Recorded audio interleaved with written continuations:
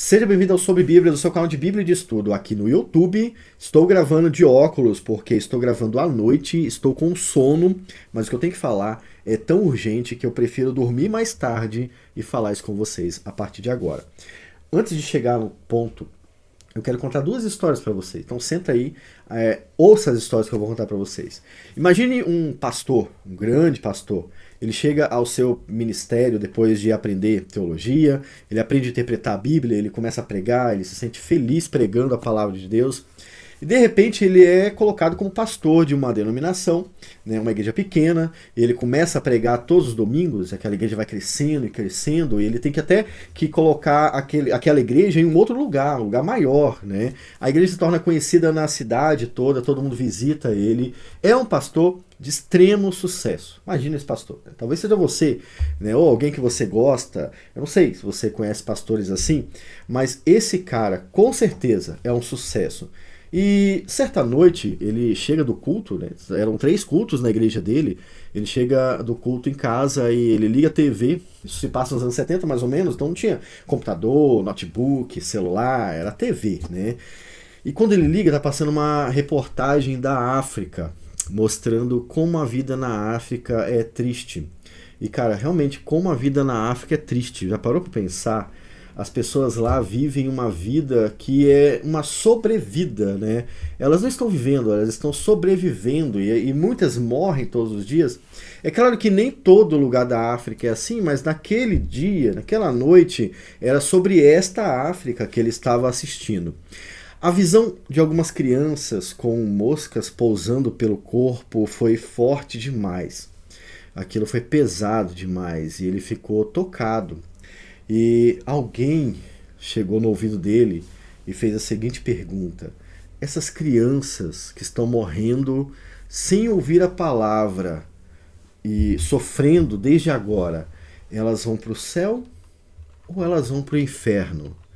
O pastor ficou extremamente perturbado, porque ele pregava a salvação pela graça mediante a fé. E a salvação pela graça mediante a fé deve ser comunicada pelo evangelho. E agora?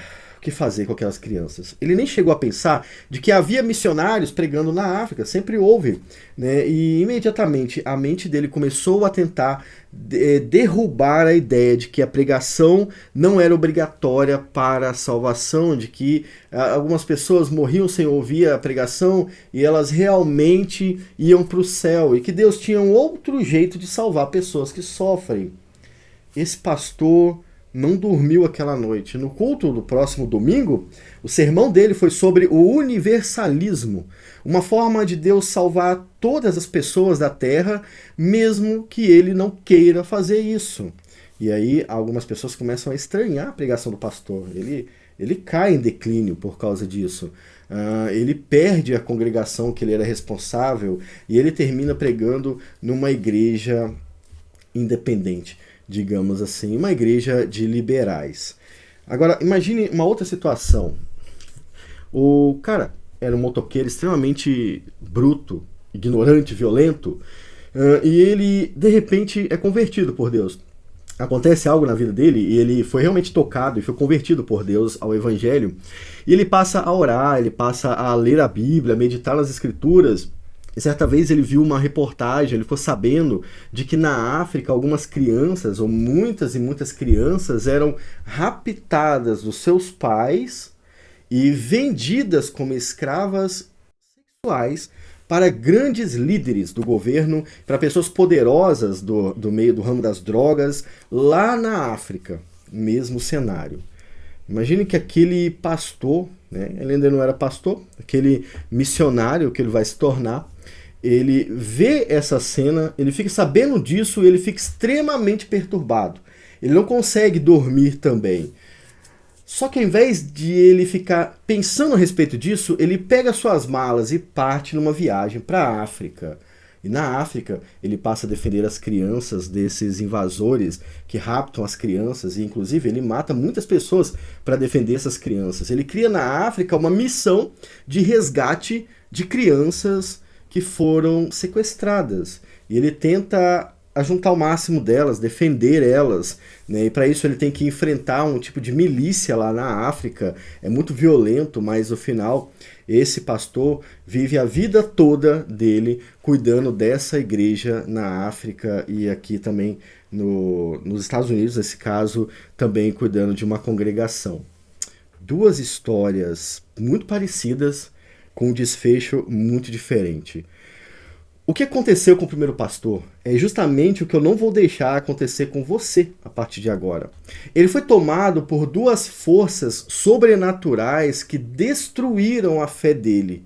Enquanto o segundo pastor foi levado para o campo missionário para resolver um problema, o primeiro pastor foi seduzido pela voz da serpente. E há duas coisas, pelo menos, que Satanás usa para destruir a sua fé, para te afastar da palavra e da vontade de Deus, que você precisa ficar atento o tempo inteiro.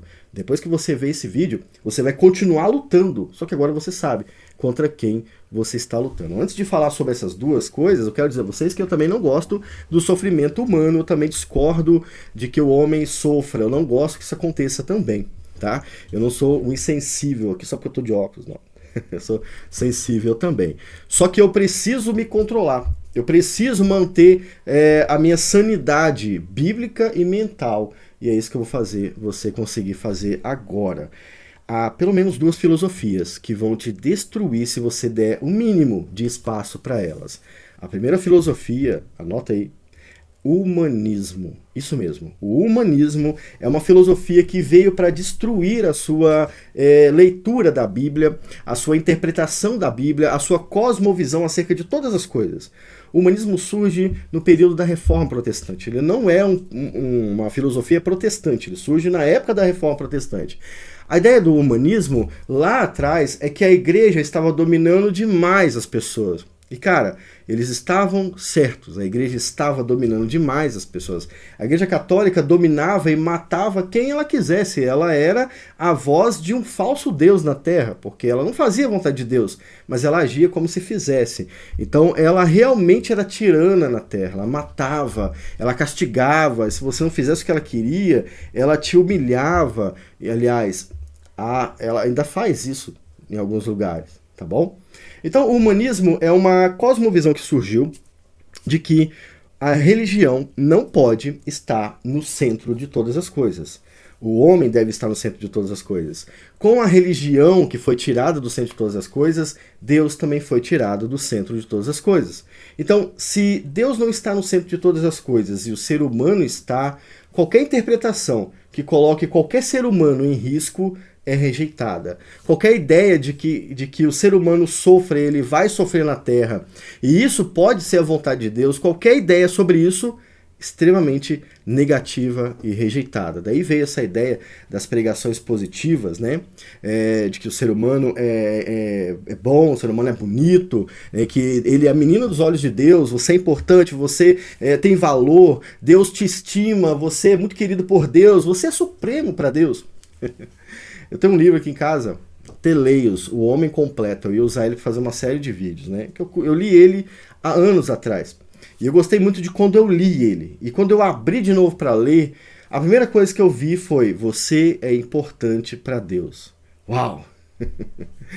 Você é super importante para Deus. O humanismo, ele faz isso.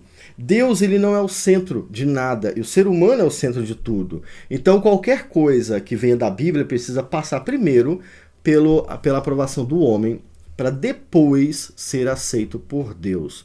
O humanismo, ele vai destruir a sua noção de justiça divina. Ele vai destruir a sua ideia de pecado e de palavra de Deus. Tá? E você tem que tomar cuidado, porque o humanismo ele vem disfarçado em pequenos pacotes, como o livro Teleios, 40 dias de propósito, né? Sei lá como é que é o nome daquele devocional. Devocionais extremamente humanistas, que tentam fazer você se sentir bem, se sentir forte, se sentir poderoso, e nunca falam de Deus. Cuidado com o humanismo, ele vai te atrapalhar. Por exemplo, como é que o humanista enxerga Jesus conversando com o jovem rico? Uau! Jesus não salvou o jovem rico, né? A gente não sabe se ele foi salvo depois, e ninguém sabe de verdade. Há algumas ideias de que ele tenha sido salvo, mas na Bíblia não fala que ele foi salvo. O jovem rico foi rejeitado por Jesus. Jesus olha para o jovem rico e falou: dificilmente um cara assim vai ir para o céu. Dificilmente esse cara, um cara desse jeito vai para o céu. O humanista olharia para isso e falaria que Jesus foi extremamente arrogante, porque ele desfez o ser humano. E isso é só uma das ideias, né? Eu poderia trazer outras mais polêmicas. Então, cuidado com o humanismo, estude sobre o humanismo para que você não se torne como os humanistas seculares que às vezes querem estudar a Bíblia. Cuidado, tá? Mas e a segunda? Eu disse que são duas coisas. A primeira é o humanismo. A segunda é ainda pior que o humanismo. O que poderia ser pior do que o humanismo? Cara, uma palavrinha que pode ser nova para muitos de vocês. Iluminismo. Eu estava assistindo um vídeo do Daniel Penin agora, né? E ele é um grande comunicador. Eu gosto do Daniel Penin, da forma como ele fala, eu aprendo vendo ele falar.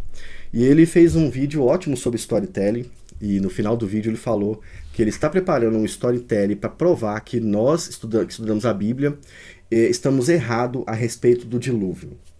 E ele acabou sendo o maior exemplo de iluminismo que eu posso trazer para vocês, tão recente que é. O iluminismo coloca a razão humana como mais importante do que a fé. A razão humana, ela não é só mais importante, ela é determinante. Se eu não consigo explicar uma coisa com a ciência, com a lógica e com a razão, aquilo automaticamente ou é simbólico ou é mentiroso, ou é uma invenção.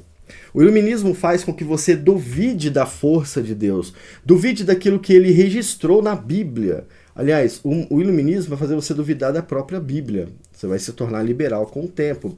Será mesmo que Deus fez as pessoas passarem no meio do Mar Vermelho? Será que é possível caminhar no deserto esse tempo todo? Então eu tenho que encontrar uma solução para isso. Eu não posso deixar isso sem uma resposta, então eu vou apelar para a ciência.